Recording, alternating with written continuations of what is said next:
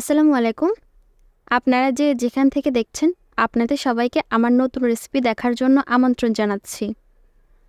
আজকে আমি আপনাদেরকে তৈরি করে দেখাচ্ছি ভীষণ মজার একটি নাস্তা আইটেম। আজকে যেটা বানাচ্ছি সেটাকে আপনারা বলতে পারেন বার্গার বান বা চিকেন বান। যেটাই বলেন না কেন, জাস্ট দারুণ এটা খেতে। এটা আপনারা বাচ্চাদের স্কুলের টিফিনে বানিয়ে দিতে পারেন বা বিকেলের নাস্তা হিসেবে ছোট বড় সবাই মজা করে খেতে পারেন। দেখবেন সবাই এটা অনেক বেশি পছন্দ করবে। আজকের এই বনটি বানানোর জন্য আমি এখানে প্রথমে একটা মিক্সিং বলে নিয়ে নিচ্ছি 2 কাপ ময়দা। আপনারা চাইলে ময়দার পরিবর্তে আটা দিয়েও এটি বানাতে পারেন, তবে ময়দা দিয়ে বানালে টেস্টটা অনেক ভালো আসে। সাথে দিয়ে দিচ্ছি 4 টেবিল চামচ চিনি। ব্রেড আইটেমে চিনিটা দিলে খেতে অনেক বেশি ভালো লাগে। গুঁড়া দুধ দিয়ে দিচ্ছি উঁচু করে 3 চা চামচ। তারপর লবণ দিয়ে দিচ্ছি 1 চা চামচের একটু কম। ইস্ট দিচ্ছি 1 চা চামচ।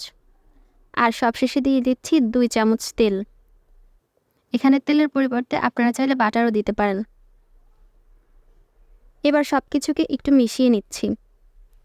চেষ্টা করবেন সবগুলো উপকরণ মেজারমেন্ট কাপ এবং চামচ দিয়ে মেপে নিতে, তাহলে এই রেসিপিটার টেস্ট একদম পারফেক্ট হবে।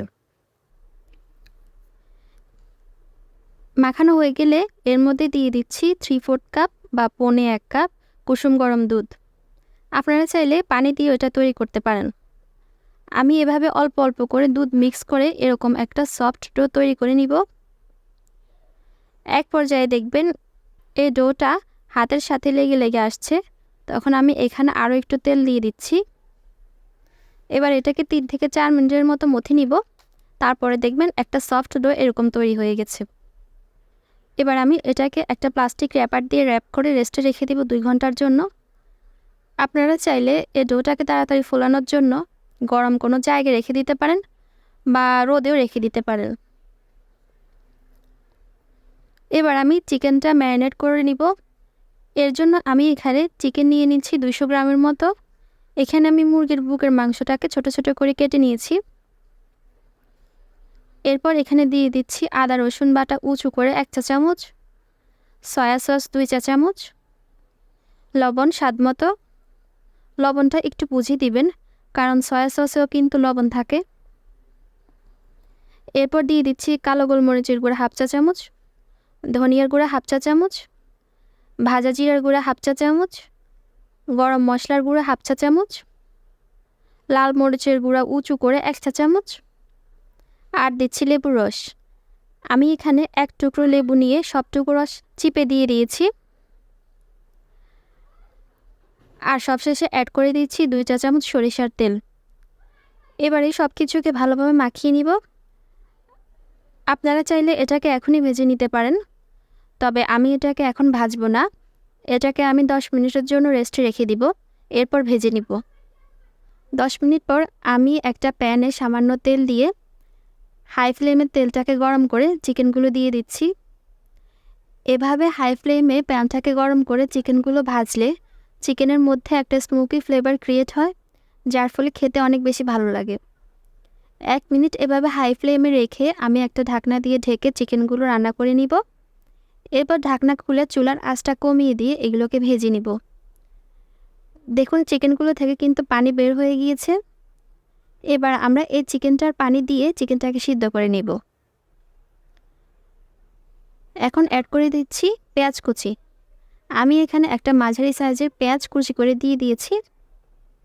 এটাকে আবারও ঢাকনা দিয়ে ঢেকে রান্না করব 30 সেকেন্ড। তারপর ঢাকনা উঠিয়ে একটু নেড়ে চেড়ে ভেজে সবশেষে দিয়ে দিব 2 চা চামচ টমেটো সস। যেহেতু আমরা মুরগির বুকের মাংস নিয়েছি, সেজন্য এটা সিদ্ধ হতে কিন্তু খুব বেশি সময় লাগবে না। সস দেওয়ার পর খুব বেশি রান্না করব না, সসটাকে নেড়ে চেড়ে একটু মিশিয়ে রান্না করে চুলাটা বন্ধ করে দিব। বাস, আমাদের চিকেনটা তৈরি হয়ে গেছে। এবার আমরা এটাকে ঠান্ডা হওয়ার জন্য রেখে দিব। এদিকে 2 ঘন্টা পর আমাদের ডোটা ফুলে একদম দ্বিগুণের চেয়ে বেশি হয়ে গেছে। এবার এটাকে ভালোভাবে মথে এর সবটুকু বাতাস বের করে নিব। তারপর এভাবে সমান করে আমি 8 ভাগে ভাগ করে নিচ্ছি। তারপর এখান থেকে 1 টুকরা নিয়ে হাত দিয়ে ঘুরিয়ে গোল করে তৈরি করে নিব। সবগুলো বন এভাবে তৈরি করে নিয়েছি। এবার একটা প্লাস্টিক র্যাপার দিয়ে র্যাপ করে রেস্টে রেখে দিব 10 মিনিট। আপনারা চাইলে সাথে সাথে বেলে নিতে পারেন, তবে সাথে সাথে বেলে বনগুলো তৈরি করে নিলে রুটিটা মেলতে চায় না, সেজন্য আমি 10 মিনিট রেস্টে রেখে দিয়েছি। 10 মিনিট পর দেখুন এগুলো আগে থেকে কিছুটা ফুলেছে। এবার আমি এখান থেকে একটা নিয়ে মাঝখানটা মোটা রেখে সাইডটা পাতলা করে এভাবে ছড়িয়ে নিব। তারপর একটু টমেটো সস, ভেজে রাখা চিকেন, উপর দিয়ে কিছুটা মোজারেলা চিজ দিয়ে এটাকে ভালোভাবে আটকে দিব। আপনারা চাইলে মোজারেলা চিজটা স্কিপ করতে পারেন, চিজ ছাড়াও কিন্তু এটা খেতে অনেক ভালো লাগে। আমি এভাবে সবগুলো তৈরি করে নিব। এবার প্যানে বনগুলো দিয়ে সামান্য বাটার দিয়ে দিচ্ছি। আপনারা চাইলে তেল বা ঘি দিয়েও ভাজতে পারেন। মিডিয়াম লো আছে যতটা সম্ভব সময় নিয়ে এগুলোকে ভাজবেন। এক সাইডটা এরকম কালার হয়ে আসলে এটাকে উল্টে দিবেন। দেখছেন নিশ্চয়ই এখানে একটা বন খুলে গেছে। আমি যেহেতু এগুলো অল্প তেলে ভাজছি তাই খুলে গেলেও তেমন কোনো সমস্যা নেই, তবে চেষ্টা করবেন যেন খুলে না যায়। একটু সময় নিয়ে ভাজবেন, তাহলে বনগুলোর বাইরের দিকটা অনেক ক্রিস্পি হবে আর ভেতরটা অনেক বেশি সফট হবে। এভাবে করে ভেজে সাইডটা একটু ঘুরিয়ে ভেজে নিচ্ছি, তাহলে সাইডগুলো কাঁচা থাকার আর কোনো সম্ভাবনা থাকবে না। ভাজা হয়ে গেছে, এবার আমি এগুলোকে উঠিয়ে নিচ্ছি। এভাবে করে আমি সবগুলো বন ভেজে নিচ্ছি। এই বনগুলো একবার বানিয়ে বাসার সবাইকে খাওয়ালে দেখবেন বারবার বানানোর রিকোয়েস্ট আসবে। বাইরে থেকে দেখতে অনেক লোভনীয় আর খেতে অনেক বেশি মজাদার। আমি একটা ভেঙে দেখাচ্ছি, দেখুন ভেতরটাও কতটা সুন্দর হয়েছে। আশা করছি আমার আজকের রেসিপিটি আপনাদের কাছে ভালো লেগেছে।